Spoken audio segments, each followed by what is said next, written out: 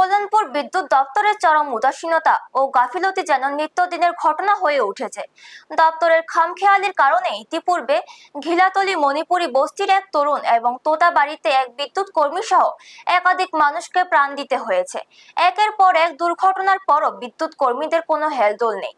সম্প্রতি ঘিলাতলি তেলিয়ামুড়া সড়কের পালপাড়া এলাকায় দপ্তরের মারাত্মক অবহেলার চিত্র সামনে এসেছে, যেখানে রাস্তার পাশে 440 ভোল্টের এলটি লাইন মাটি থেকে মাত্র 2-3 ফুট উঁচুতে বিপজ্জনকভাবে ঝুলে রয়েছে।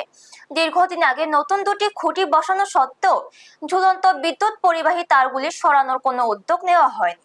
স্থানীয় বাসিন্দারা বিষয়টি কর্মীদের জানালে তারা দায় এড়িয়ে ঠিকাদারের উপর দোষ চাপিয়ে বসে থাকেন।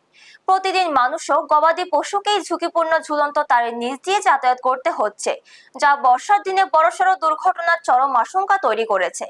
সংবাদ মাধ্যমে বারংবার খবর প্রকাশের পরও দপ্তরের উচ্চপদস্থ আধিকারিকদের নীরবতা ও উদাসীন কর্মীদের বিরুদ্ধে কোনো ব্যবস্থা না নেওয়ায় পুরো কল্যাণপুর জুড়ে তীব্র ক্ষোভের সৃষ্টি হয়েছে।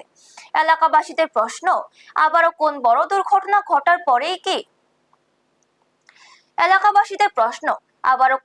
দুর্ঘটনা ঘটার পরেই কি ঘুম ভাঙবে বিদ্যুৎ দপ্তরের? ব্যুরো রিপোর্ট, নিউজ তৎকাল 24। এই তারটা আমরা পালপাড়া ব্রিজের লগে, ঠিক আছে, এই দেখেন আপনি দেখেন তাই দেখেন কি হাইটে আছে এটা। হ্যাঁ, যে হাইটে আছে যে কোনো সময় মানুষ বা গরু যে কোনো সময় অ্যাক্সিডেন্ট হতে পারে। অলরেডি হইছো এইভাবে গিলাতলি গরু মারা গেছে, আমরা ওই ইয়ের দিকে পশ্চিম গিলাতলির দিকে লোক মারা গেছে। এটা হইতো না যে কি বিশ্বাস আছে। হ্যাঁ, কারণ এই অফিসের লোক অনেকবার দেখে গেছে, এই যে লাগাই গেছে উপরে তার তো সব লাগাই গেছে, তারা কয়েকবার পাওয়া হয়েছে, তারা না এটা তারা যেমন চোখেই লাগে না। এটা ওখানে এমন আমার মনে হইতেছে যে আরেকটা লোক মরলে তারা ওই হুঁসাইব। কতদিন দিতে এটা?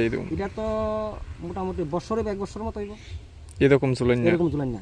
অফিসের লোক আইলে অফিসের লোকের আমি নিজেই কই দেখেন আমার ক্ষেত আছে এদিকে ইয়ে কিটা কয় আমি চলি গরু রয়ে নাই, যে কোনো সময় অ্যাক্সিডেন্ট হইতে পারে। বাইরে আমরা দায়িত্ব না, এটা তুমি কিটা কয় কন্ট্রাক্টর কিটা কিটা বক্কচকর কথা কয়।